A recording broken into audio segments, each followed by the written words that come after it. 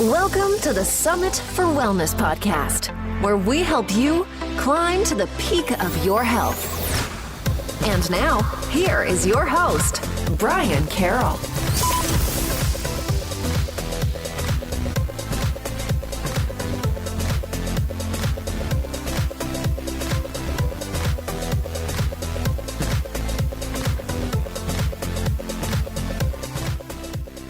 Hello, and welcome to episode 61 of the Summit for Wellness podcast. I'm your host, Brian Carroll, and today we will be talking with a local farmer here in Washington who runs the goat farm Mt Capra. And we are going to be talking a lot about the differences between cow milk and goat milk because we hear a lot about the inflammatory responses people have to cow's milk. So in this episode, we're going to talk about if that is the same type of response that people receive from goat milk, or if there's a big difference between cow milk and goat milk. So it's super fascinating. So let's dive right into my conversation with the president of Mt Capra, Joe Stout. Joe Stout is the president of Mt Capra, which is a crafter of premium goat milk products. He has a Master of Science in Human Nutrition, and he runs the largest goat dairy farm in Washington state and engages in studies of sustainable food systems. Thanks for coming on to this show, Joe. Hey, thanks very much for having me, Brian. Of course. And as we start diving into a little bit about your goat farm, can you go into the background of Mt Capra? When did it start, and how long has this farm been in the family? Yeah, absolutely. That's it's a pretty neat story because it's a story in longevity. There is a desire out there in the world to start 100-year companies, and it's a great desire because it shows an ability to look beyond your current generation and to build something that you won't see the end to. And that's kind of what Mt Capra is. It was started back in 1928 by the Eggers family, a guy by the name of Peter Eggers. And he started the farm with goats to make goat cheese, and he developed a process for making a nutritional supplement from the leftover whey. When people think of whey, they think of protein, but in the case of whey that's left over from cheese, when you make cheese, it's actually very high in minerals. And so he developed a way of concentrating down the minerals. So he was selling since 1928 goat cheese and a nutritional mineral supplement that he called WEX, whey extract. And so he did that for for many years. And then his son came alongside, and his son's name was Melvin Eggers, and Melvin ran the farm, and they got a lot of accolades and kudos from a doctor of nutrition by the name of Bernard Jensen. And Bernard Jensen was a very, very interesting man in that he was a real health pioneer for his time. And he noticed as he was bringing people kind of back from the grave a lot of times with his health protocols, and he would actually have people to his ranch in California. He noticed that people did very, very well on goat milk and the WEX, the whey extract. And so he started really heavily recommending the WEX and recommending people use goat milk for when they're sick, and actually wrote a book called Goat Milk Magic, which is an excellent book. And then this went on until the mid 1980s, and Melvin at that time was the son of Peter, was getting a little up there in the years, and he didn't have family to pass the farm on to. And so he was approached by a young farmer by the name of Frank Stout, and that was my father. And that was back in 1985. He he sold the farm and business on to my dad, Frank. And my dad ran the company and continued to make cheese, continued to make WEX. And this is all while I was growing up on the farm, and I'd work on the farm and milk the goats and do all that kind of stuff. And then when I was going off to school, I decided that what I would study in school was nutrition. And so I got a bachelor's of science in nutrition, and then I went on and got a master's of science in nutrition. And then I came back after school, and my dad decided he was going to go back to school. And so he went to Bastyr Naturopathic College up in Seattle. And while he went to Bastyr, he focused exclusively on that. I came back to run the farm and run the business. He has since finished with Bastyr, and he's back on the farm as well. But that is the kind of history of Mt Capra. And kind of goes to show that families are a very integral part of farming, because farming is a very capital intensive, but it's also a long-term investment. It's not something you can get into and out of quickly. And so it's the kind of thing that I hope that my kids will be able to be a part of as they get older. Yeah, there's definitely a lot of history behind Mt Capra, and the fact that the idea of trying to make a 100-year company is pretty neat, because a lot of companies tend to go off the deep end after about 25 years. So Yeah. It's cool to see a company that's able to sustain and keep moving forward, especially a farming company, for sure. But one of my questions is, why did Mt Capra focus on goat products instead of cow products? Excellent question. So when my dad actually grew up in Everett, Washington. He was a city boy, but always wanted to get into farming. And so when he and my mom got married, she was a school teacher. And he said, find a job somewhere where it's rural, where I can find a job on a farm. And so she did. And he started working on a cow dairy, and it was 1,000 head cow dairy. So it was a fairly large cow dairy for around here. And eventually worked his way up until he was running that particular dairy. He didn't own it, but he was running it. He was the kind of the top dog manager of the place. And decided at that point, this was late 1970s, that he was going to try to make it on his own. And so he started a cow dairy, and he ran that cow dairy for a couple of years. And then in 1980, actually, the Mount St. Helens blew up and caused all kinds of chaos throughout Washington State. And the government at that time was offering some interesting incentives to get farmers out of the cow dairy industry.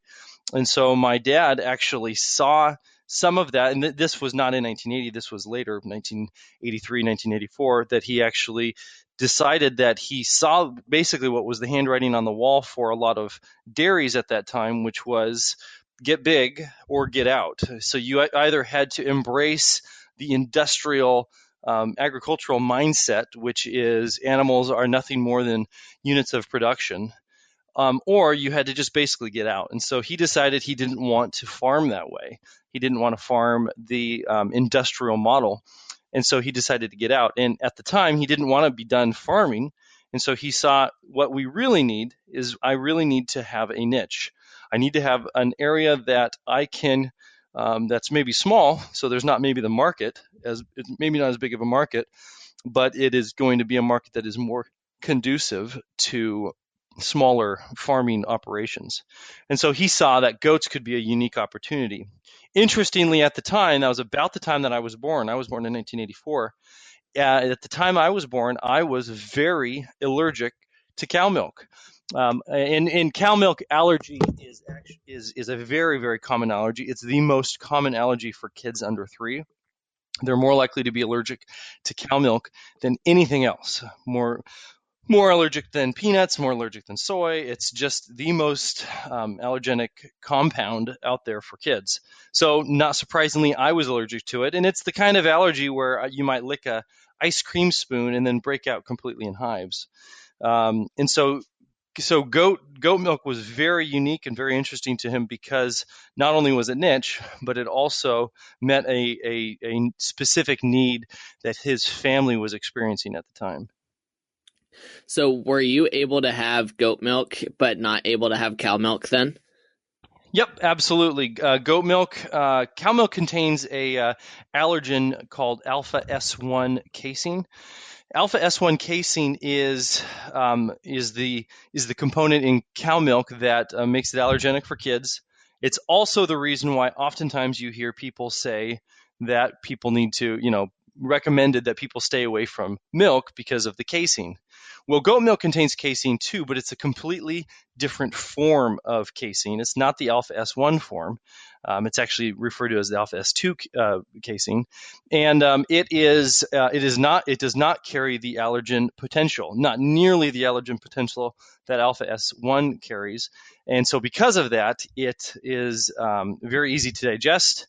And it's very low allergy. In fact, one of the things that some research has been showing is that on a nucleotide level, so an actual DNA level, they're seeing that the protein found in goat milk very closely resembles the protein found in breast milk or in mother's milk, and that's one of the reasons why they are kind of theorizing that people do so much better on goat milk than they do on cow milk because it actually resembles something our body can recognize. Now, I don't know if you know this, but is there any differences between goat milk and sheep milk? Is sheep milk more like cow milk, or is it similar to goat milk, or? Nope, sheep milk is much more similar to goat milk than it is to cow milk. It carries the same properties that that goat milk does, in that it does not contain the alpha S1 allergen that cow milk does. The difference between goats and sheep, and the reason why goat milk, the reason why sheep milk is a little bit less common even than goat milk, both of which are fairly unusual, but sheep milk is even more uncommon than goat milk, and that has to do with the fact that sheeps generally only produce milk for about 4 months out of the year, and so you get overall in a year-long production year, you get a whole lot less sheep milk than you do goat milk from a similar sized animal. So that brings up a really good question. What's the difference in the amount of yield per animal between like a goat and a cow? Because I'm assuming that there's quite a big difference of how much milk you actually receive. Oh yeah, it's on a per weight basis, it's actually quite similar, but on average, a cow is about 10 times as big as a goat. And so the yield is about 10 times more for a cow than it is for a goat.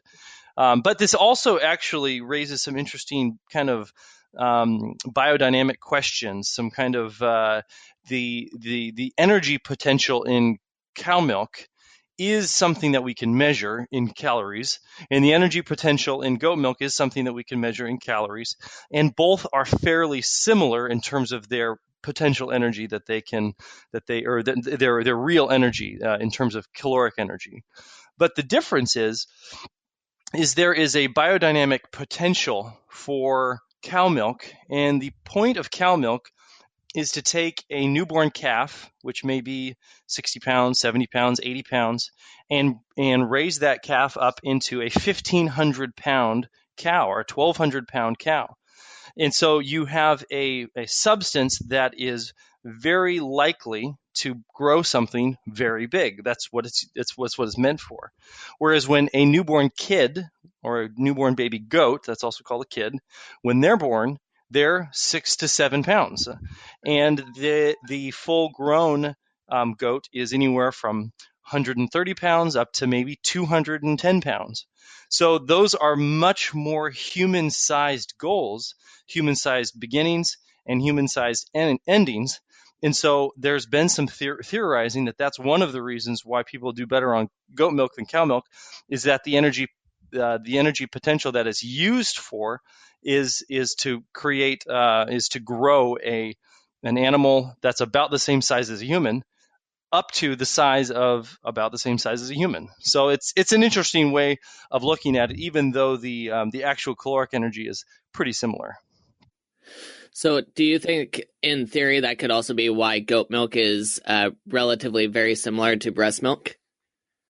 Yeah, exactly. So you have a little baby that's 6 or 7 pounds, just been born, and it's nursing on mother's milk. Well, that is the best thing that baby can get is mother's milk.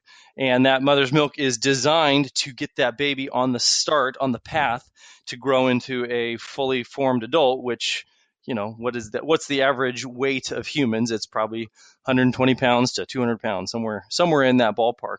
That's what mother's milk gets the newborn baby on the path towards growth, and that's what a newborn kid's milk, mother's milk, or the goat milk, is to get the newborn kid to that 120 to 200 pound final weight range. So for a woman who's having issues lactating or providing breast milk for her baby, would it be a better option, do you think, to use goat milk as a substitute instead of using formulas that's packed full of sugar and soy? Yeah, it's a great question, and the answer is a little bit complicated in that goat milk by itself is not suitable for infants by itself. So you wouldn't want to just go to the store and buy a gallon of goat milk or a half gallon of goat milk and just feed it to your baby. There's a couple of reasons for that. Number one is that the renal solute load that a newborn baby kid versus a newborn baby can handle, basically what their kidneys can handle in terms of protein, is different. Baby goats can handle a higher protein load than baby humans. And so there is you need to get it into some kind of formula. But Mt Capra for the last 6 years has been or 7 years now, has been providing mothers and caregivers the ingredients to make a formula. Basically, it's you want to reduce the amount of protein in the goat milk so that it's more in line with what a human child's needs are for their newly developing kidneys. So I would not recommend ever just feeding goat milk solid, just by itself, but using it as the protein source in a infant formula is very ideal if breast milk is not available. Interesting. So with the increase in protein, is there a higher level of protein in goat milk than what you would find in cow milk, or is that still pretty similar? It's pretty similar. Goat milk has just a slightly higher amount of protein, slightly lower amount of lactose or milk sugar, and fairly similar fat levels, maybe a little bit more fat, overall fat. But as far as macronutrients go, fat, protein, and carbohydrates, they're pretty similar. And then previously you were talking about how goat milk is less allergenic than other milks. Can you go into some of the other benefits of using goat milk? Yeah, sure. So a lot of times what we'll hear from people, and they'll say, "Oh yeah, I'm lactose intolerant, but I can handle goat milk just fine." Well, the thing is that a lot of people may not know is that goat milk actually does have lactose in it. And so what that generally means is that the person that thinks they're lactose intolerant is actually not lactose intolerant. They are intolerant to the protein found in the goat milk. And so the protein levels, I shouldn't say the protein levels, I should say the protein forms that are found in goat milk are far more conducive to easy digestion, more complete absorption, and less allergenic reactions. And so those are going to be some of the highest reasons why you'd want to choose a goat milk product over a cow milk product.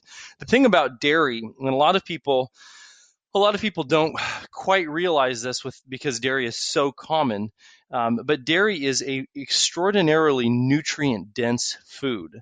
And so it's really quite a miraculous food. And so it's not surprising that it's a major part of our diet, because dairy, you get a very high concentration of calories, protein, carbohydrates, and fat within a glass of whole milk.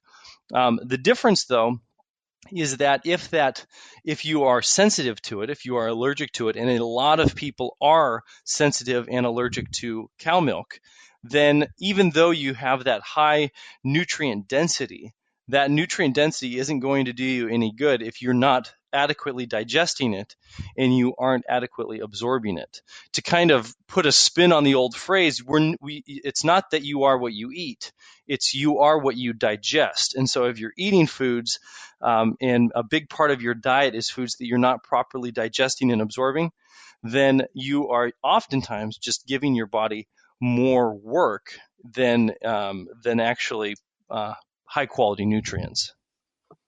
And as we talk about nutrient density, are you talking about just the milk in general? Like any type of milk, as long as it's in a whole form, will have a lot of dense nutrients in it? Or are you talking more specifically milk products that are coming from pasture raised or grass fed type animals that are getting more nutrients in their feed than they typically would in like a feedlot?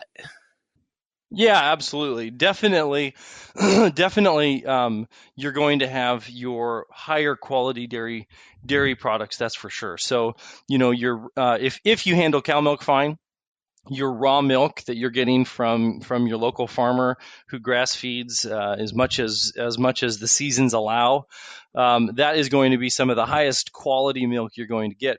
Ruminants, a ruminant is a deer, a cow, a goat, a sheep, any animal that has multiple stomachs.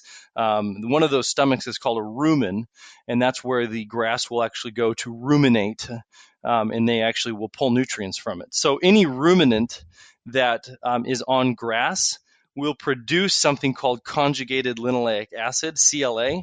But ruminants are the only animals that produce this, and they produce it in their milk and they produce it in their meat. And they're the only animal that produce this, but they won't produce it if they're exclusively fed grain, if they're grain fed animals. And so, yeah, you're definitely going to get higher nutrients from grass fed animals. That's why here at Mt Capra, we are kind of grass fed fanatics. We are grass based nutrition to kind of to the core, because ruminants are not really meant to have grain be a huge part of their diet. But I also mean that dairy products, if you look at, say, a cup of, whole milk versus a cup of almond milk or soy milk, you'll see very quickly that the nutrient profiles are very different. And in the case of somebody trying to, lose weight or reduce their overall caloric load, maybe almond milk would make sense because they're trying not to have too many calories.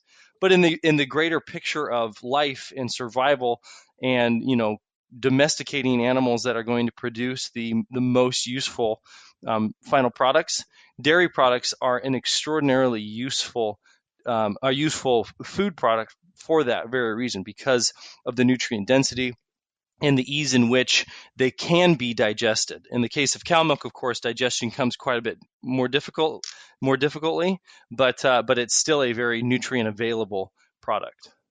And if we look at traditional farming practices for dairy farms, they do a lot of pasteurization and homogenization.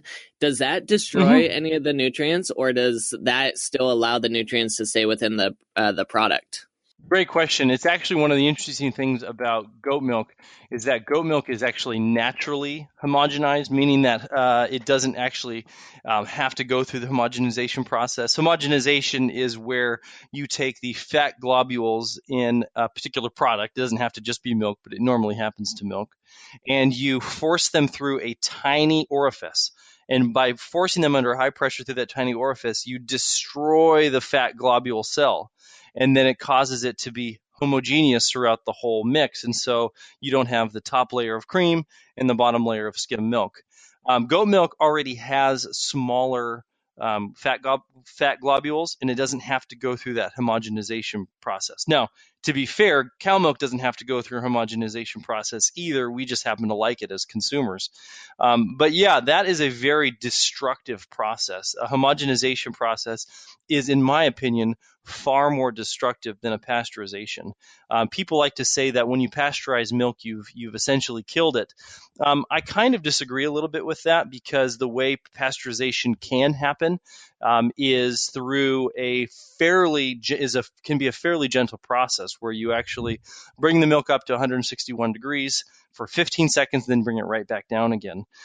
If you are ever looking at a dairy product that says UHT, that means ultra high temperature pasteurization. That's where they have brought it past the boiling point, usually above 220 degrees Fahrenheit, and that is a sterilized milk. I would not recommend anybody use anything that's been ultra pasteurized.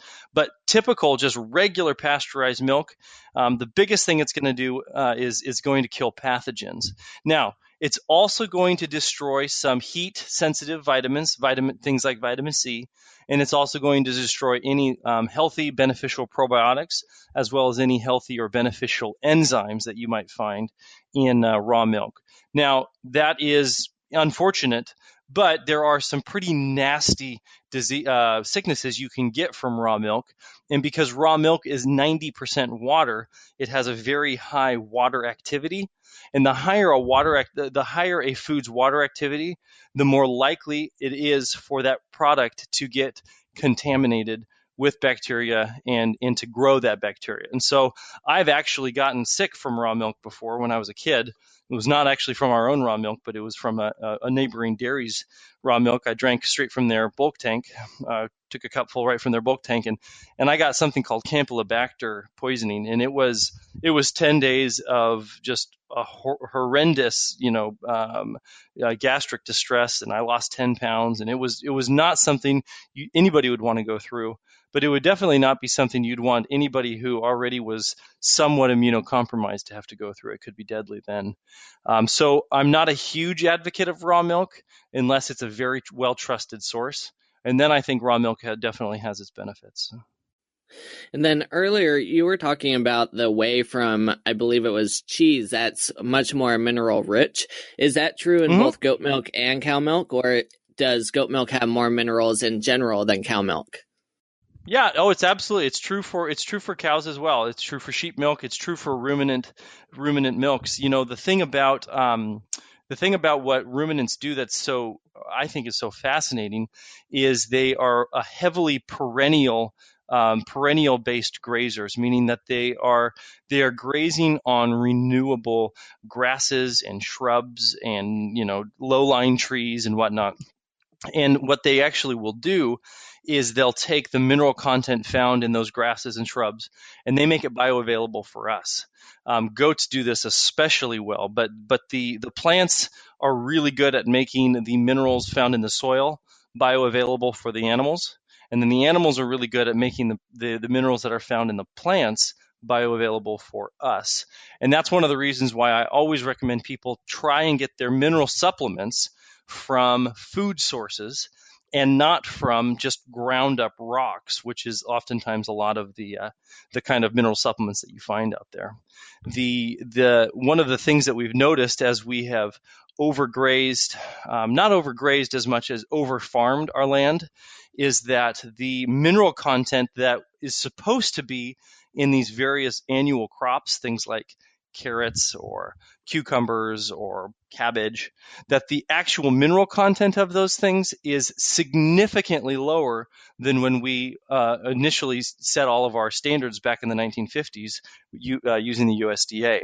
So in the case of, say, cabbage, for example, I think this is an interesting thing to think about. A cabbage in 1950s was analyzed, and all of the mineral content was put into into a graph in a data chart, and we can go look at it right now. If you were to grow a similar cabbage today, you would need roughly 13 cabbages to equal the mineral content found in that cabbage that was grown in 1950. And that partially is because of the way that we have destroyed a lot of our soil or depleted a lot of our soil through over farming and through chemical fertilizers and kind of non-organic industrial agricultural practices. Now, that doesn't happen with perennials, or it doesn't happen as frequently with perennials because perennials have to grow back every year, and perennial would be like a grass. And so these goats will actually, or cows would do it too, or sheep, but it doesn't really matter as much with cows if you are intolerant of the final product. But these goats will actually concentrate these minerals down in their milk. And so when you're taking this, like, for example, our particular product, which is called Capra Mineral Whey, our Capra Mineral Whey has over 20 different bioorganic minerals that are in a final food state form, put there, a very bioavailable form, put there by the goat through the rumination process. And so it's an excellent way of boosting minerals in your diet because you're not getting them from your food like you used to, at least not from your vegetables like you used to. Yeah, that's super interesting because you hear about that a lot with like a lot of the crops that are grown now, that the nutrient profiles have just been completely depleted. So that the fact Yes. that the grasses, it takes a lot longer for that to happen. That's super neat. Is there any way for you to know if the grass is getting depleted of its minerals? Like, does it not grow back as fast, or does it start to brown faster, or anything like that? Yeah, great question. It really actually we don't look primarily at the grass to tell us what the health of our pastures are. We'll look at the health of the soil, because the soil, one of the things that when you really kind of follow the cycle back, it all begins and ends in the soil.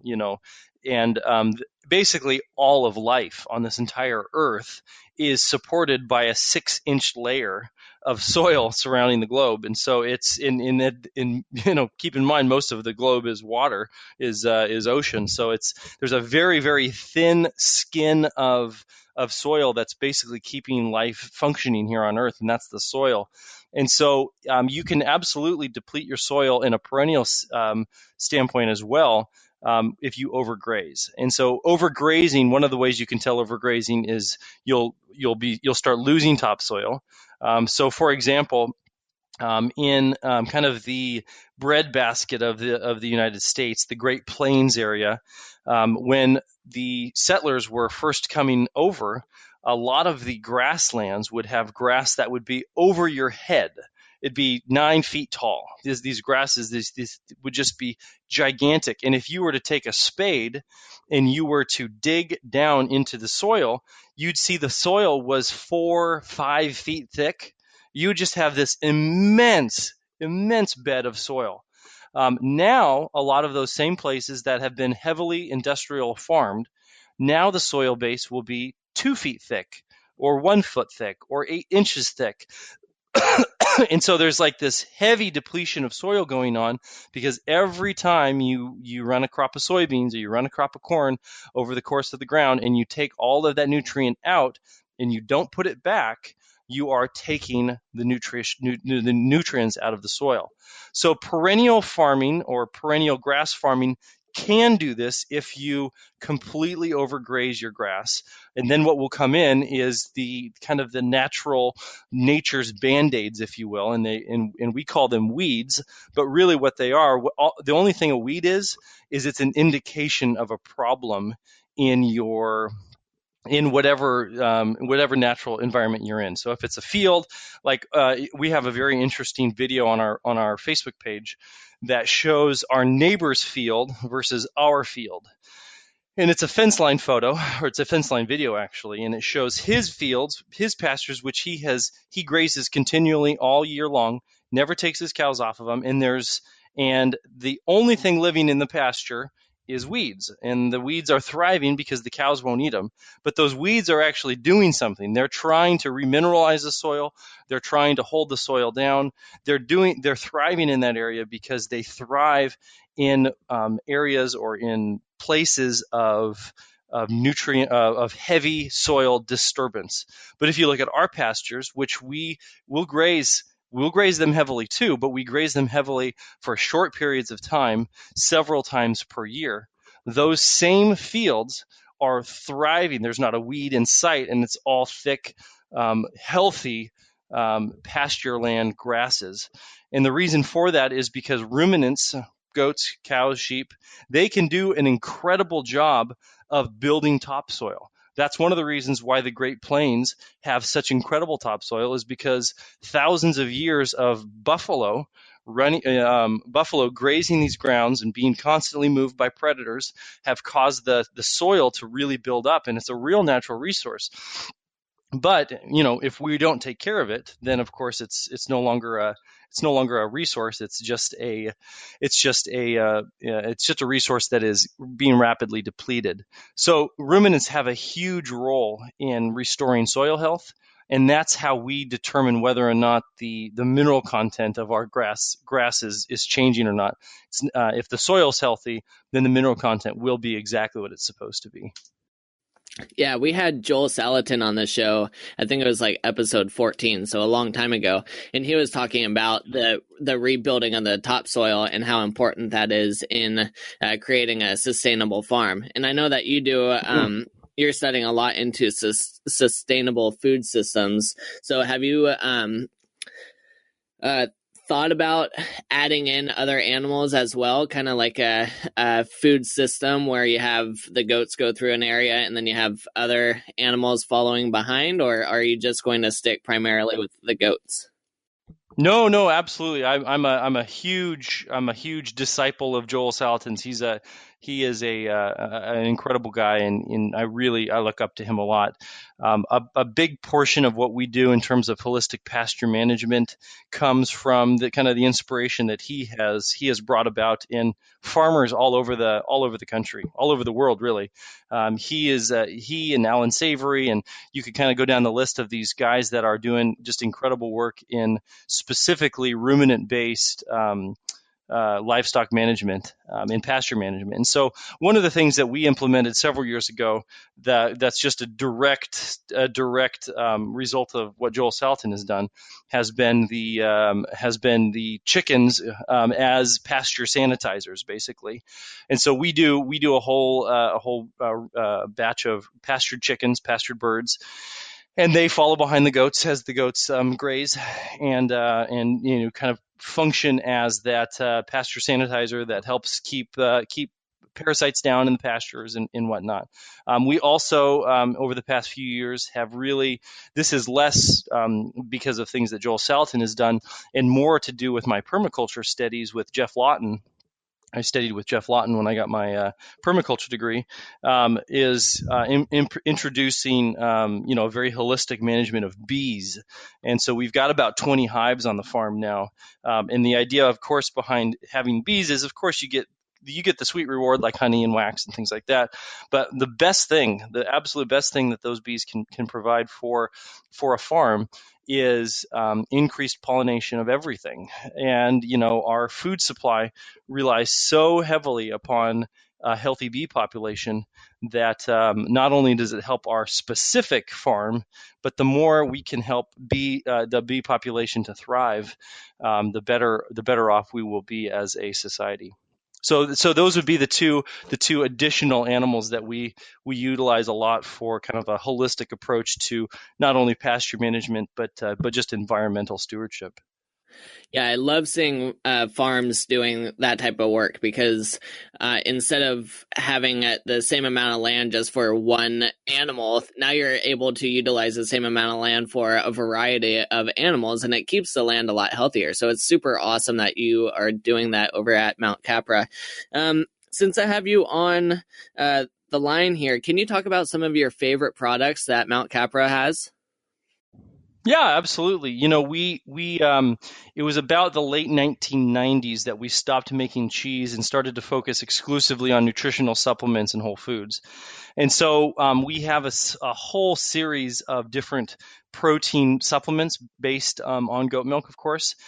Things like we've actually just recently come out with a new protein supplement, and it's simply called Clean Protein.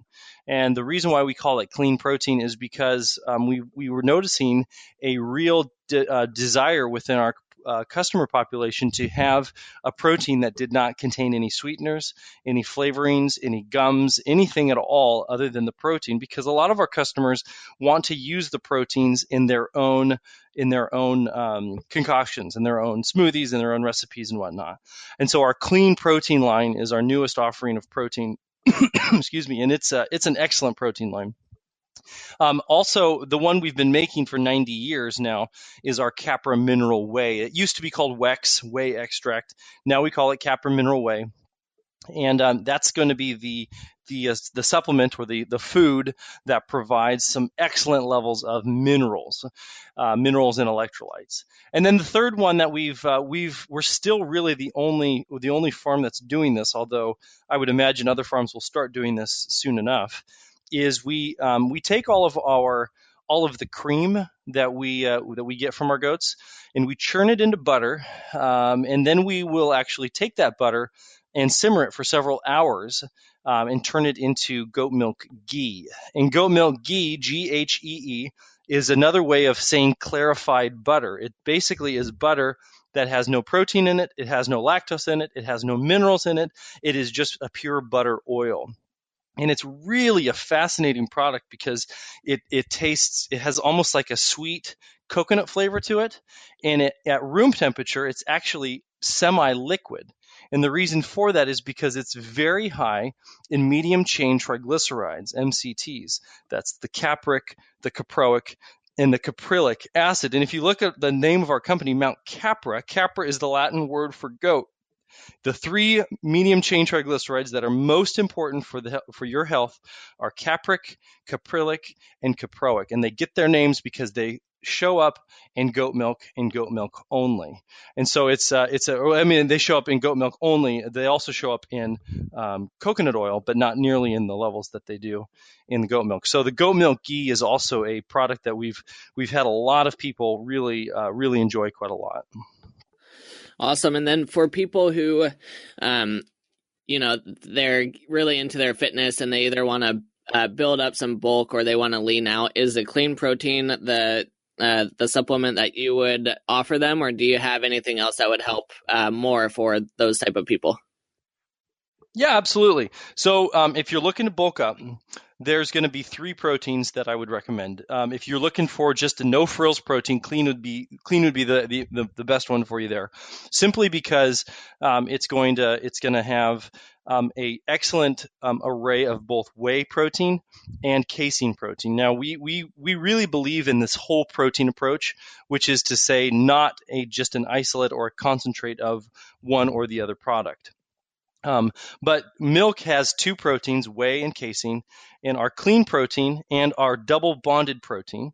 Both of those proteins have the whole protein, meaning that they have both casein and whey in them. So both of those are going to be really good for bulking up, because whey does a very good job of stimulating protein synthesis or the creation of new muscle, but casein does a really excellent job at suppressing proteolysis, which is the breakdown of previously constructed proteins or muscle.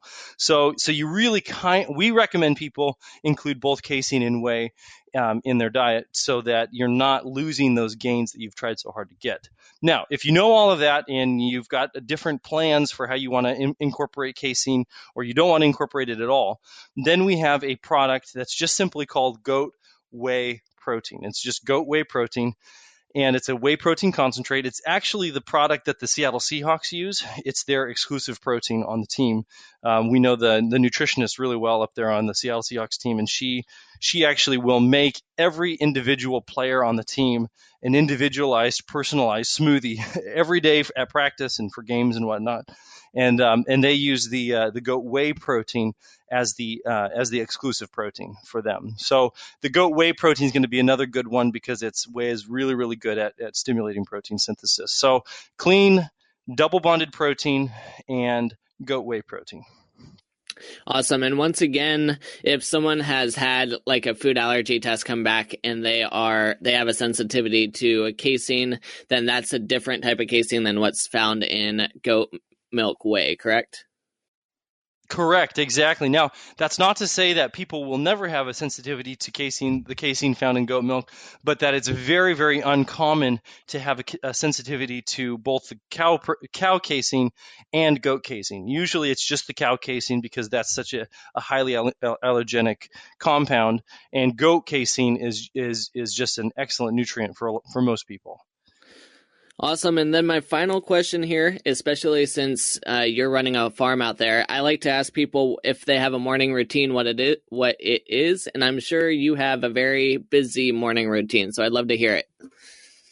Yeah, absolutely. So yeah, there's always lots of work to do on the farm, but I have a big family. My wife and I have been married for over 11 years, and we have almost 7 children now. She's kind of due any day now with number 7 for us. So it's really we homeschool our kids too. So it's really important that every morning I am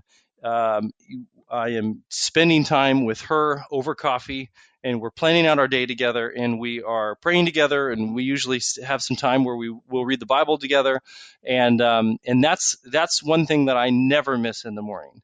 Now, sometimes I have a variety of different chores that come up. Sometimes I'm delivering milk. Sometimes we have to load milk and deliver milk to be processed. That doesn't happen every day. Sometimes I just have regular animal chores. Sometimes I have to get up early just to get newsletters out, or dialoguing with our customer base. But usually I try to use the mornings for the most mind-intensive work. Sometimes it's easy to get those mornings taken up with scanning the news headlines, or filling your mind with things that are maybe a distraction for the day. I try not to do that, and I try to make sure that if I'm doing any type of mental work in the morning, that I get the most mentally intense stuff done before the day has fully gotten off the ground. That's super important for my morning routine. Awesome, Joe. Well, thank you so much for coming on. Before we exit here, can you tell people where they can find you?